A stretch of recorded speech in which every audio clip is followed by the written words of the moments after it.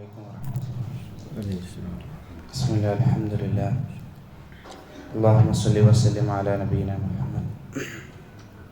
ഇമാം ഇബ്നു ഹജർ അൽ അസ്ഖലാനി റഹിമഹുള്ളയുടെ ബുലൂഗുൽ മറാമിലെ അവസാന ഭാഗത്തുള്ള കിതാബുൽ ജാമിഇൽ നിന്നുള്ള ബാബുൽ ബിർരി വസ്സിലത്തി എന്ന ഭാഗത്തുള്ള ഹദീസുകളാണ് നമ്മൾ വായിച്ചുകൊണ്ടിരിക്കുന്നത്.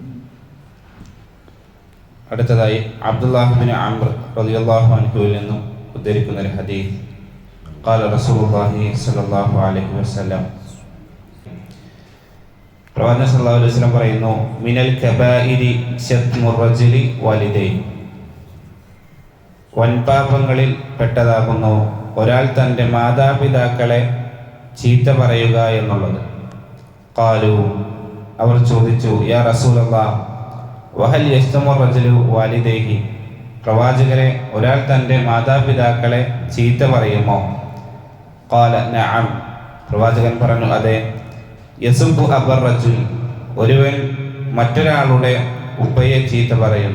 ഫയസുബ്ബു അബാഹു, അയാൾ തിരിച്ച് ഇയാളുടെ ഉപ്പയെ ചീത്ത പറയും. വയസുബ്ബു ഉമ്മഹു, ഒരാൾ തൻ്റെ ഉമ്മയെ മറ്റൊരാളുടെ ഉമ്മയെ ചീത്ത പറയുന്നു. ഫയസുബ്ബു ഉമ്മഹു, അയാൾ ഇയാളുടെ ഉമ്മയെ തിരിച്ച് ചീത്ത പറയുന്നു എന്നാണ്. മാതാപിതാക്കളെ ചീത്ത പറയുന്നതുമായി ബന്ധപ്പെട്ട് അതിൻ്റെ ഗൗരവം സൂചിപ്പിക്കുന്ന ഹദീസാണ്.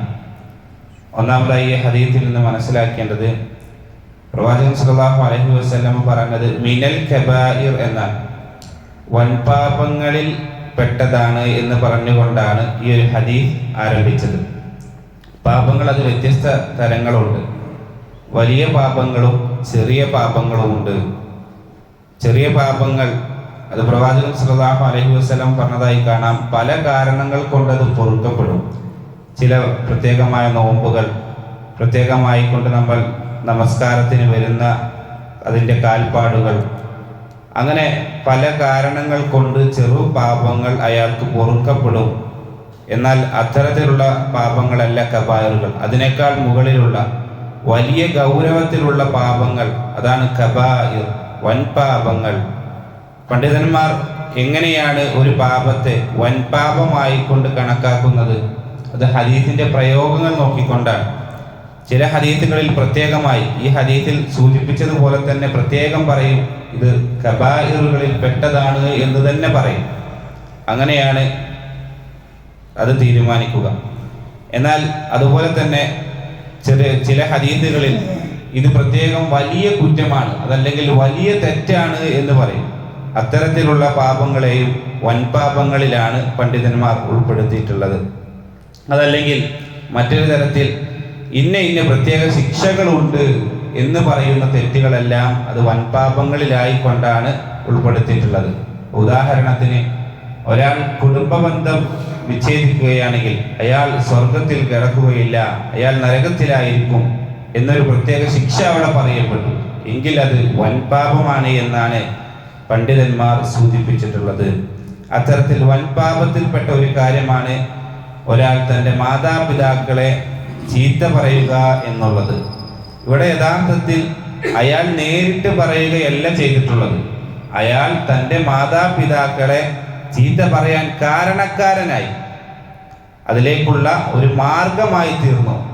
ഹറാമിലേക്കുള്ള ഒരു കാര്യം ഹറാമ് എന്നുള്ളത്, അതിലേക്കുള്ള മാർഗം എന്തൊക്കെയുണ്ടോ അതും ഹറാമാണ് എന്നുള്ളതാണ്. ഒരാൾ ഒരു ഹറാമിന് വേണ്ടി പോവുകയാണെങ്കിൽ ആ ചെയ്യുന്ന കാര്യം മാത്രമല്ല ഹറാം, അതിലേക്കുള്ള നടത്തം, അതിലേക്കുള്ള അദ്ദേഹത്തിൻ്റെ സമ്പാദ്യം ചെലവഴിക്കൽ, അതെല്ലാം ഹറാമാണ് എന്നും ഈ ഒരു ഹദീസിൽ നിന്ന് നമുക്ക് ലഭിക്കുന്നു. മാത്രമല്ല, ഒരു തിന്മയിലേക്കുള്ള വാതിൽ, അതിൻ്റെ തുടക്കം എവിടെയാണോ അവിടെ തന്നെ കൊട്ടിയടക്കണം.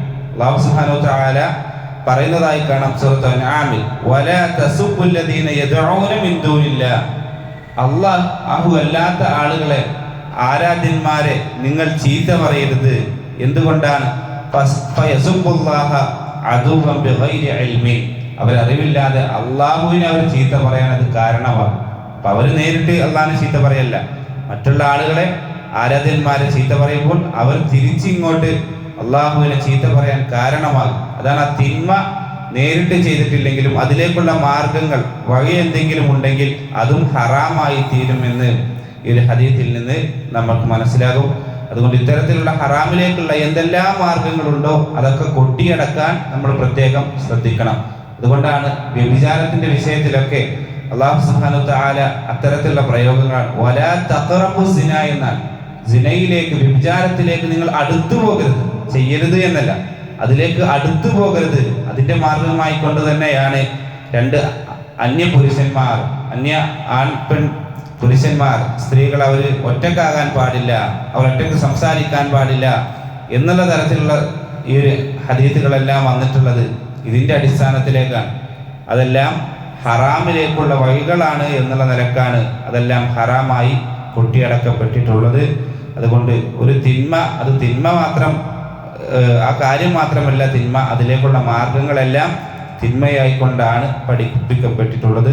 അല്ലാഹു സുബ്ഹാനഹു വ തആല ഇത്തരം തിന്മകളിൽ നിന്നെല്ലാം മാറി നിൽക്കുവാനും അതിലേക്കുള്ള വഴികളെല്ലാം കൊട്ടിയടക്കുവാനും നമുക്ക് ഏവർക്കും തൗഫീഖ് നൽകി അനുഗ്രഹിക്കുമാറാകട്ടെ.